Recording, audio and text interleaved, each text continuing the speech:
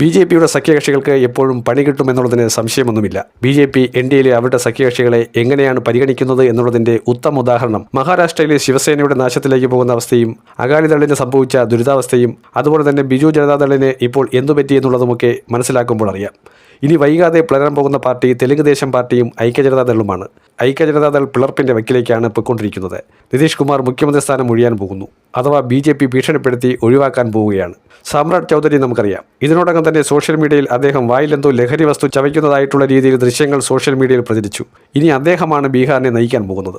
എന്തായിരിക്കും ബീഹാറിന്റെ ഭാവി എന്നുള്ളത് ഊഹിക്കാവുന്നതേ ഉള്ളൂ. ബി.ജെ.പി എല്ലാ രീതിയിലും പിടിമുറുക്കിയിരിക്കുകയാണ്. ഐക്യജനതാദളിലെ പല എം.എൽ.എമാരെയും ബി.ജെ.പി ചാക്കോട്ട് പിടിച്ച് അവരെ രാജിവെപ്പിക്കുകയോ അവരെ ഭീഷണിപ്പെടുത്തി ബി.ജെ.പിയിലേക്ക് എത്തിക്കുകയോ ചെയ്യും.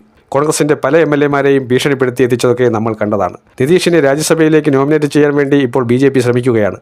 അതുവഴി ബി.ജെ.പിക്ക് മുഖ്യമന്ത്രി സ്ഥാനം പിടിച്ചെടുക്കുക. വർഷങ്ങളായിട്ടുള്ള അവരുടെ ചിരകാല ആഗ്രഹം അങ്ങനെ സഫലമാക്കാൻ വേണ്ടിയുള്ള ബി.ജെ.പിയുടെ പ്ലാനാണ് ഇപ്പോൾ നടക്കുന്നത്. മഹാരാഷ്ട്രയിൽ അവർക്ക് മുഖ്യമന്ത്രി സ്ഥാനം കിട്ടി. ബീഹാറിൽ ഇപ്പോൾ വളഞ്ഞ വഴിയിലൂടെ അതും കിട്ടി. ഇലക്ഷൻ കമ്മീഷനെ ഉപയോഗിച്ച് ഏതെല്ലാം കളികൾ കളിച്ചിട്ടാണ് ബി.ജെ.പി ഓരോ ഇടത്തും ഭരണത്തിൽ വരുന്നത്. രാജ്യസഭയിൽ ആം ആദ്മിയുടെ നേതാവായ രാഘവ് ചദ്ദ പറഞ്ഞ ഒരു വാക്കുണ്ട്: ഇന്ത്യയിൽ റേഷനരി വാങ്ങാൻ പോലും ഒരാളുടെ വിരലടയാളം മാർക്ക് ചെയ്തതിന് ശേഷമേ റേഷനരി കൊടുക്കുകയുള്ളൂ. എന്തുകൊണ്ട് ഇലക്ഷൻ പ്രക്രിയയിൽ വോട്ടവകാശം വിനിയോഗിക്കുന്നവരുടെ ബയോമെട്രിക് പരിശോധിക്കുന്നില്ല?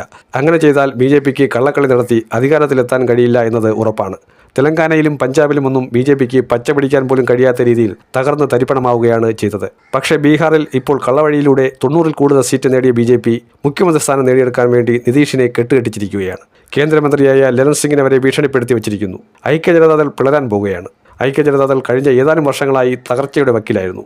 ഇത്തവണ പിടിച്ചു കയറിയെന്ന് വിചാരിക്കുന്നുണ്ടെങ്കിലും വാസ്തവത്തിൽ ബി.ജെ.പിയുടെ വായ്ക്കകത്ത് അകപ്പെട്ടിരിക്കുന്ന തവളയുടെ അവസ്ഥയാണ് ഐക്യജനതാദളിനെ.